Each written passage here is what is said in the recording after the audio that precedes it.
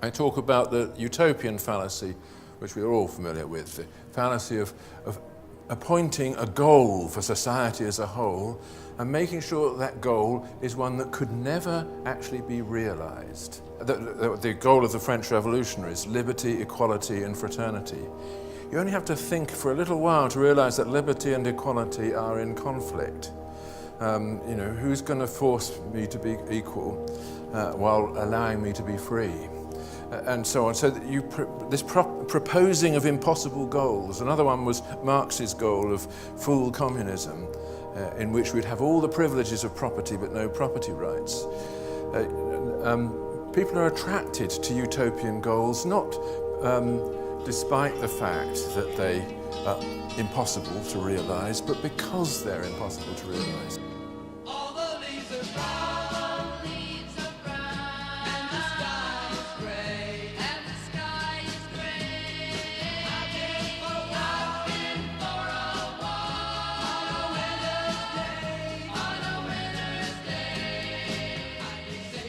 Sometimes the grievances of people extend to more than just the law, extend to a whole mode of arbitrary power, a whole mode of arbitrary exercise of arbitrary power.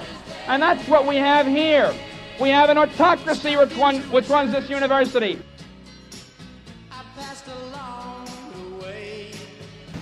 A lot of people were choosing to fight the government politically, but we saw the problem as culture. And we tried to create living possibilities of an alternative culture that we hoped, when push came to shove, people would defend.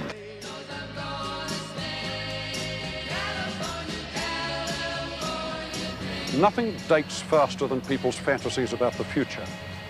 This is what you get when perfectly decent, intelligent, and talented men start thinking in terms of space rather than place, and about single rather than multiple meanings. It's what you get when you design for political aspirations and not real human needs. You get miles of jerry-built platonic nowhere infested with Volkswagens. This, one may fervently hope, is the last experiment of its kind. The utopian buck stops here.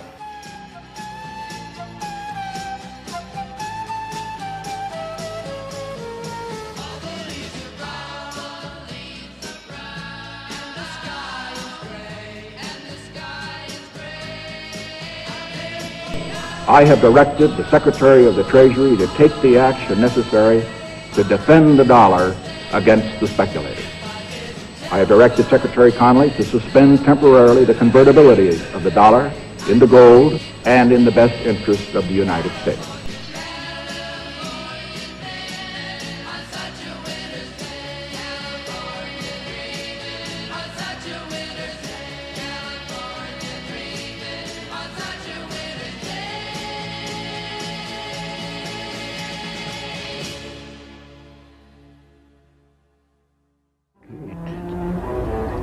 As you know, with my book, I've tried to eradicate it for 50 years. Yes. And your book on the Open Society? Yes. But your book on the Open Society was not explicitly against Marxism. It was against any form of closed society and any form of theory connected with it. The second volume of the book is almost entirely against Marxism. Marxism and Hegelianism. And Hegelianism, because Marxism is also Hegelianism.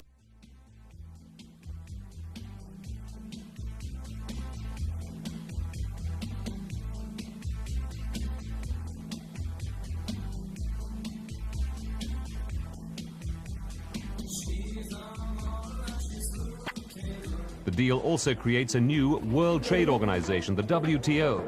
Envoys from around the world agreed in Geneva to launch the organization on January the 1st to monitor global trade disputes. Within a year, GATT, which began 47 years ago, ceases to exist. May I take the provisional agenda as adopted? The WTO will stand side by side with the World Bank and the International Monetary Fund as part of a new global economic structure.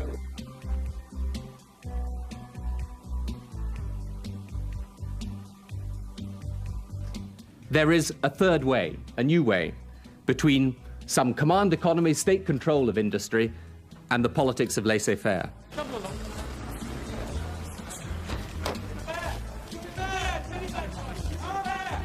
And one of the things that I think, by the way, that the third way ought to be doing is saying, in the end, they can't win, because the only way the world can survive is to move toward cooperative integration. History is on our side.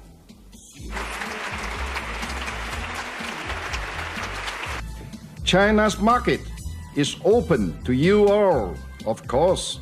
An open market is a competitive market.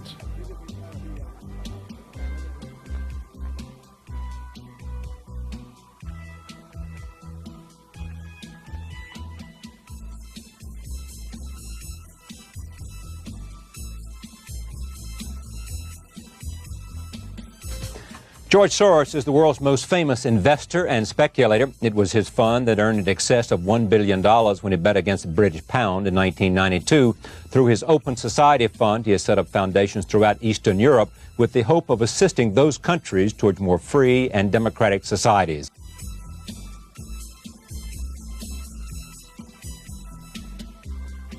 I was focusing, let's say, on Eastern Europe. I now realize that there's something fundamentally flawed or missing in our open societies. There's like what? Well, there is a crisis of values, a lack of a common purpose. And people are groping for it in different ways. And I see the need for it, but I don't know the answer.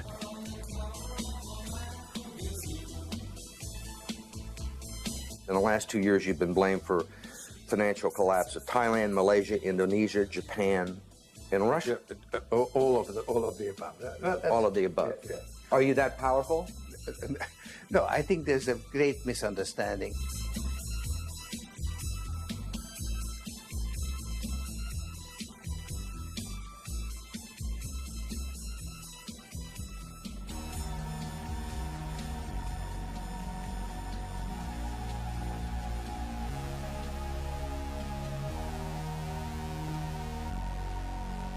You know what, right now, breaking news here, stocks all around the world are tanking because of the crisis on Wall Street.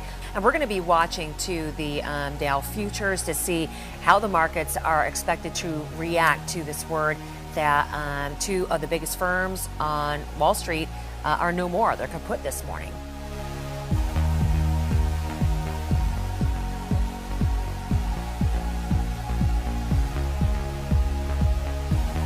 And Paul Salmon begins a two-part look at the investment bank Goldman Sachs.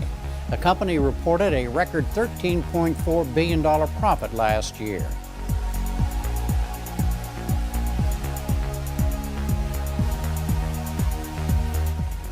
You don't believe it's relevant to a customer of yours that you are selling a security to, that you are betting against that same security. You just don't think it's relevant and needs to be disclosed. Is that the bottom line? Yes, and the people who are selling it in our firm wouldn't even know what the firm's position is. And you want people to trust you? Senator, I think people Why would trust people? us. I won't trust you.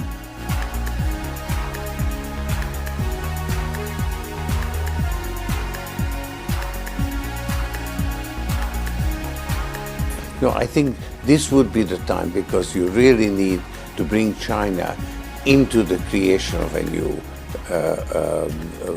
world order, financial world order.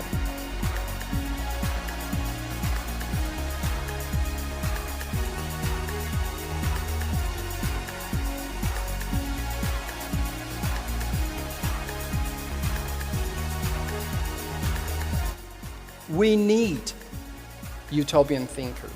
We need utopian thinker that challenge the way we live in our cities, that challenge the big problems that we are facing on our planet, which is actually the only planet that we have.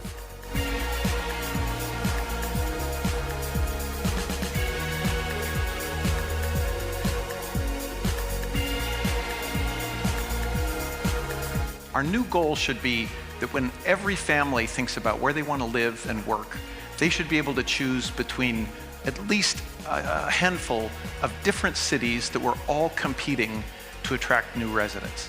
What kind of an idea is it to think about insisting that every family have a choice of several cities that are competing to attract new residents? This is an idea worth spreading.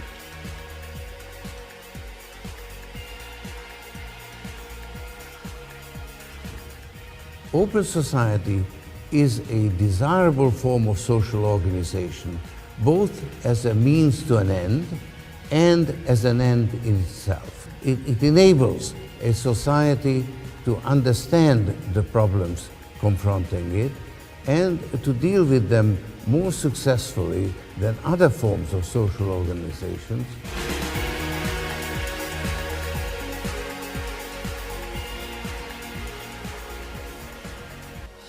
I try to point out in that last chapter that everything that we actually value depends upon our mortality. Actually, if you understand human love properly, you'll recognize that it's a relation between dying things. And take away mortality, disease, threats, fragility, grief, and so on, and you take away the source of all our happiness too.